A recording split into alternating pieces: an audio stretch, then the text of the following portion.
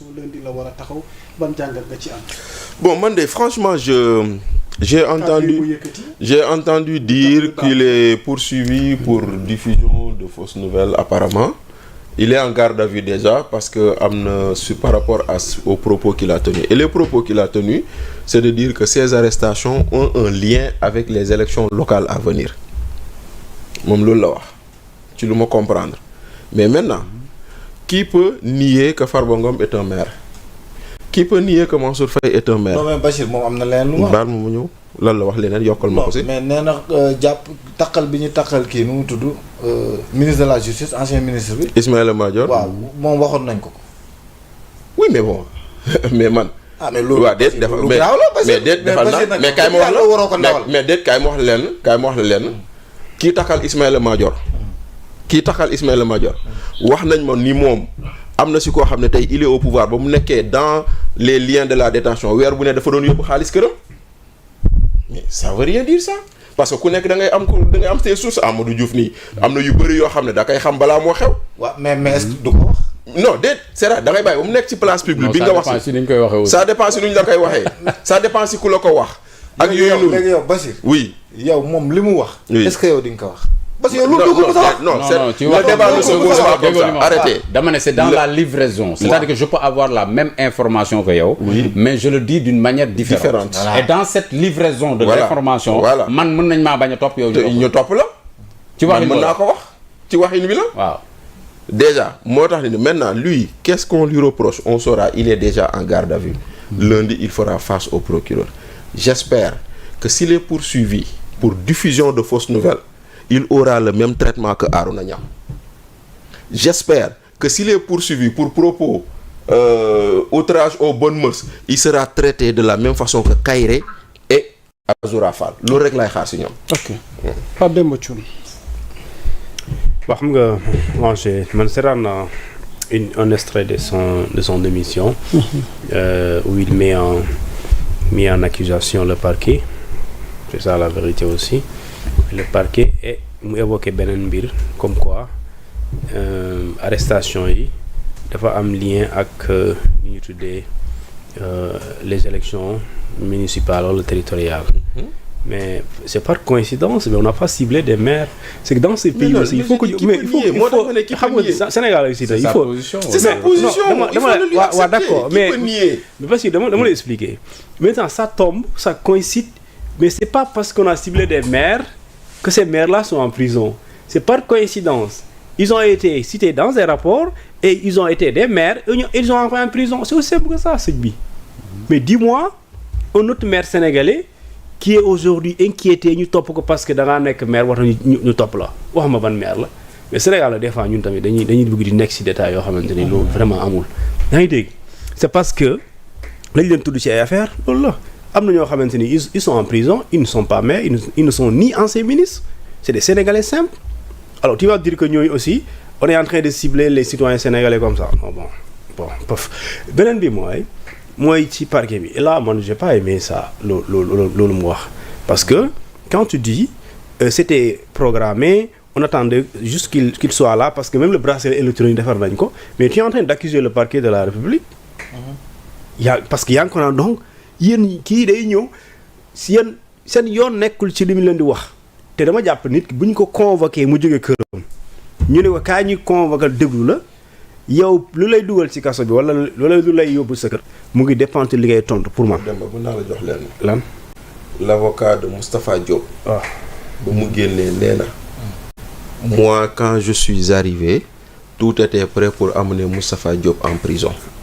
et il dit ñëw nañ teew nañ indi nañ suñu caution le juge nous a dit on a déjà écrit le mandat de dépôt. waaw mais y a une. mais loolu waxu avocat. moo tax j'ai dit l'avocat non mais Thiombane. non seulement j'ai dit l'avocat nee na xam nga nag man tam booy nag yow da nga ma bëgg a weddi te pourtant j'ai dit l'avocat nee na. xaaral ma am benn précision s'il te plaît. non seulement c'est des propos d'un avocat. C'est normal. Il est toujours il assure la défense de son client.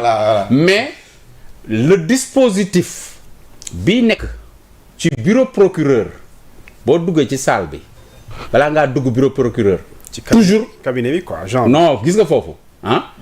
Les gardes pénitentiaires sont là-bas. Ils sont toujours là-bas. Toujours. Mais ça moom je te le confirme. mais parce que man non dama ko vivre dugg naa fa. est-ce que comprendre nga. mais c'était pour autre chose. mais ñat ma gisoon ñuy dugg ñu leen di kii les gardes pénitentiaires loolu moo njëkkoon attirer sama attention sax. pourquoi ces gens-là sont là après j'ai fait une réflexion ma laaj ko procureur ci boppam bon m'a expliqué. c'est normal c'est-à-dire que bu nee mandat de dépôt rek. c'est ça. rek gars yi directement en prison. léegi dama lay wax. donc ces gens-là ils sont préposés. je te confirme. les gardes pénitentiaires sont préposés à cette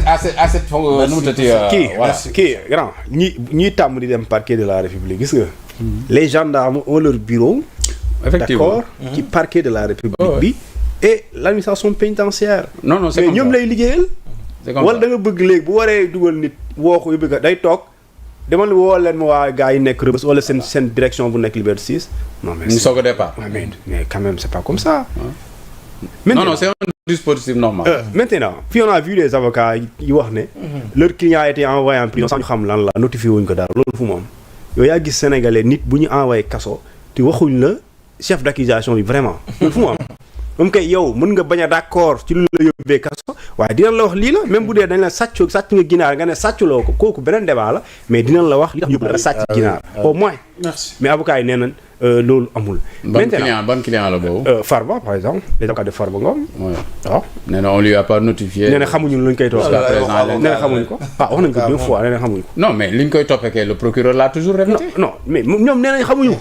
ah ñoom nee nañ xamuñu ko. ñu wax ko conférence de presse. non cette ribambelle de trucs là. bu ñu naan escroquerie et cetera complicité. léegi Omar mooy fay bon maintenant nag est-ce que dëgg la wala du dëgg c'est un autre débat. léegi Omar Sow. voilà damay ragal ñu def ko mandat de dépôt te si je ne lui souhaite pas ça. je ne lui souhaite pas ça. Si lundi en tout cas lundi. Oui. le procureur de la République motive ses réquisitions. il ira en prison. Ouais. parce que même bu ko joxee juge d'instruction celui-là il n'a pas le choix. si ce n'est lui envoyer en prison.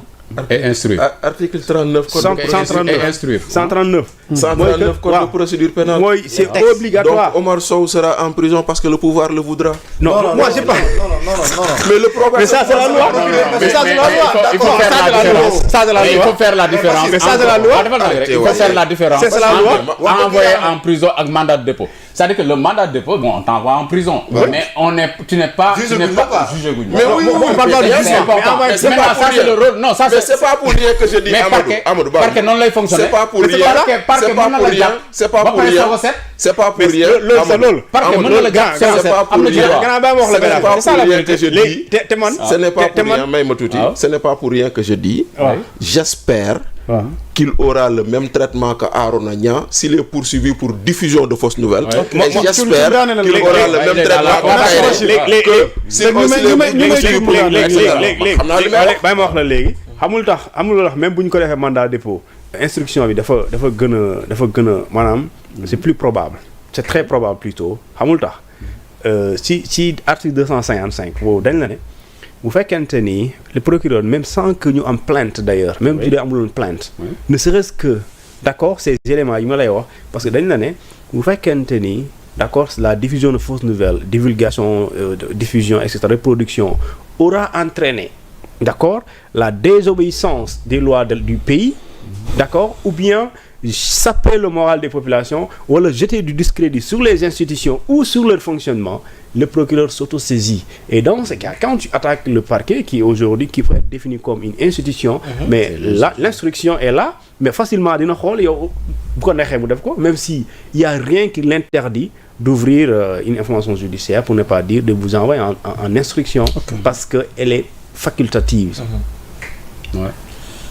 yaa Moussa man de loolu wax dëgg yàlla li may wax chaque jour rek gis nga ñun ñii di wax ci espace politique dañu war a am plus de retenue di xam dañuy wax bu baax gis nga Amadou Diouf sunu grand mu ngi sujet boo ko indil da koy analyser mais de manière scientifique c'est-à-dire nit ki bu fekkee yow dematoo ba commencer wax ci ay xam-xam walla ay factuel rek après yow da ngay dugg ci loo xam ne boo koy wax sax wala di rëcc la doo ko tey Bachir mu ngi ñaata ñu ngi bokk plateau ma lay seetaan ci télévision ak yu mel noonu mais man musuma seetaan nga wax benn wax boo xam ne ñun ñi seet bi nga di kii war na wax ni wala yu mel noonu c'est-à-dire da ngay xam waa xam analyse damay wax rek c'est-à-dire loolu noonu kenn yéenewul kenn waxuma la kaso sax man bu ñu la wooyee sax yéenewuma la ko mais ñoom tam bu ñuy toog ci plateau yi di wax pour man wax bi war nañ di ko xoolaat wala di ko reformuler di xool li ñuy wax bu baax a baax a baax parce que moom lu mu wax nii nekkul wax loo xam ne dafa oyof trop parce que lu rëy la wax parce que dem di wax yenn ci parquet beeg yu mel noonu pour man yooyu war nañ ko éviter